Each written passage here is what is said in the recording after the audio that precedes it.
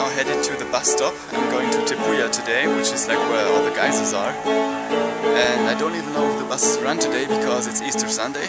So hopefully I won't have to walk all the way there. It's only like 2 kilometers or something, but just wouldn't want to do this. One thing about Rotorua, which you might have noticed by now, is that there are these publicly available pianos all over the city where you can just sit down and play, which this guy rather loudly does.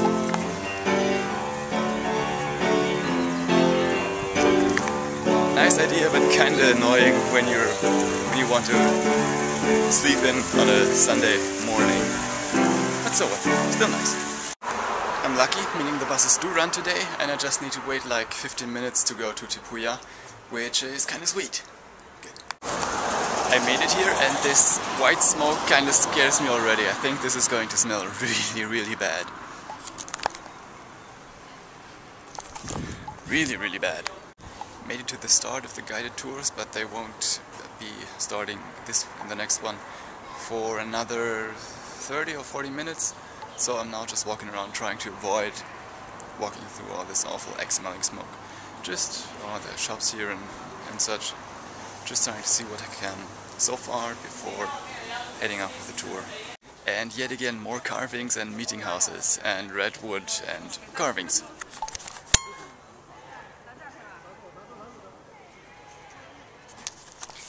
I think I got used to them by now.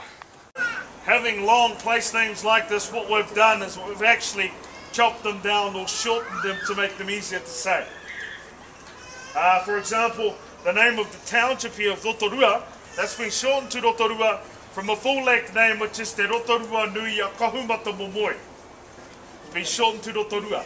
That means the second big lake of great ancestor Kahumata Momoi. Same with the name here on the board, has been shortened to Whakarewarewa from the full-length name which is Te Whakarewarewa Tango Te Petaua Wāhiao. So you'd have a lot of trouble saying those names. So we've shortened it down to Whakarewarewa, and furthermore to a nickname that we kick about here, Waka. Nothing new, nothing unexpected, just mud and hot water and some steam.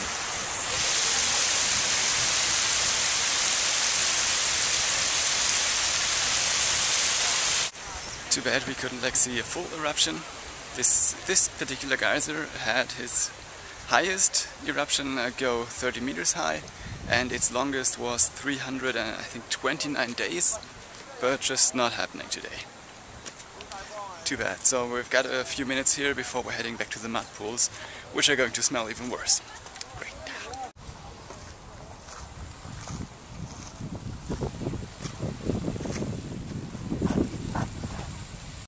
Ooh, mud pools. Just what you would expect.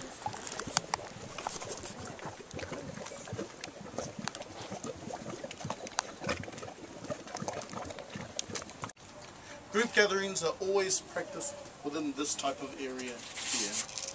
Present within these areas, you always find a large building like the one in the front, our ceremonial house. We return to the area for the occasion, we practice the ritual of the occasion inside that building. While present in either or area, we do forbid eating and drinking. If we wish to eat, if we wish to drink, we must leave the entire region, go to a building solely built for eating and for drinking. When looking at the buildings, you'll note the usage of carvings. Now the relevance of carvings, again, as Haupiri shared with you, we did not practice a written text traditionally. We sang, we prayed, we chanted, we told stories, and we carved. When you look at these carvings, you'll note, when you carve the people, we do not readily apply the human shape to them. When we carve the people, we apply the grotesque, uglier form instead. Reason for this, as a culture, we believe our Creator is the only one who is allowed to make us in the human form. We humble ourselves by not reapplying the human shape. Right behind me is the carving school, where some live carving is taking place right now, which is a little less exciting than it actually sounds.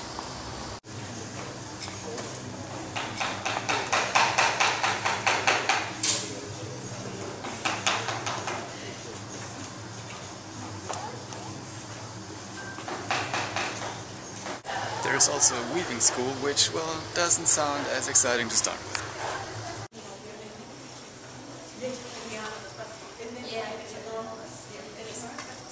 that was it for the tour. Now the cultural performance is going to start.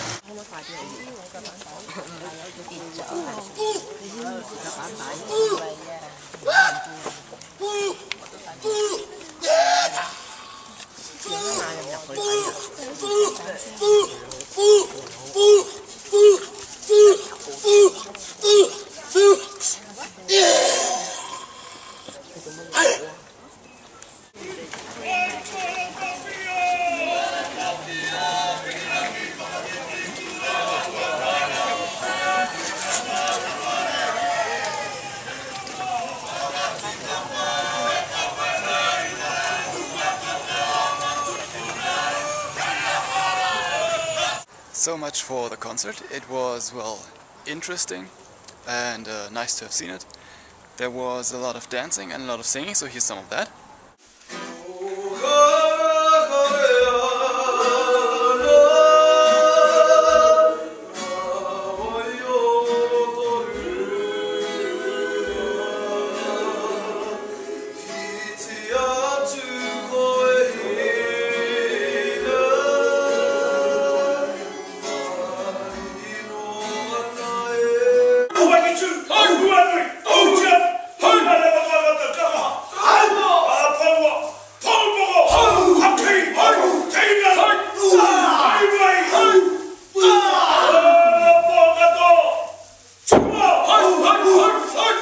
And it was over pretty quickly, so it's now 1 PM and I think I just walk around this park a little more. This here is a replica of an old village with houses just enough for sleeping in, and they've had they've had houses, they've had fireplaces, and they've had these things where you can press a button and they tell you where you are right now. Society and structure. These are Crazy times. Weird memory, I didn't expect that from them. It's just, the one is a little annoying, so just walking away from her. Maybe she won't notice. I saw a kiwi, I saw a kiwi. They have this kiwi house here, but you're sadly not supposed to film or take photos inside. So maybe I can show you those some other time. They are a lot larger than I thought. The one was about as big as my whole head. And they are actually an endangered species with the introduction of docile animals like cats and possums and dogs and such. The kiwis found their first natural enemy, so their numbers greatly declined. They are now facing extinction. They are now facing extinction, so need to be protected. So, well.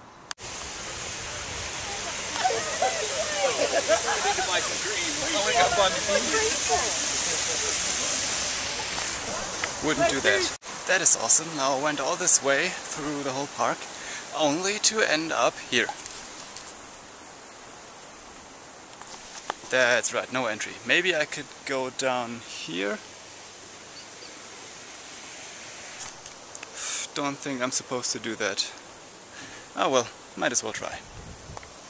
I decided to head back to the hostel. I couldn't show you anything more from around here because basically once you've seen one geyser and one part of bubbling mud, there's nothing else to show you. So yeah, I don't know what I expected, but I expected a little more than that for that amount of money. But anyways, I'm now headed back and preparing my journey further to Taupo. Couldn't find a bus stop anywhere going in the reverse direction, so I decided to just walk back. It's only one street and only 2 kilometers, so it should only take me a couple of hours.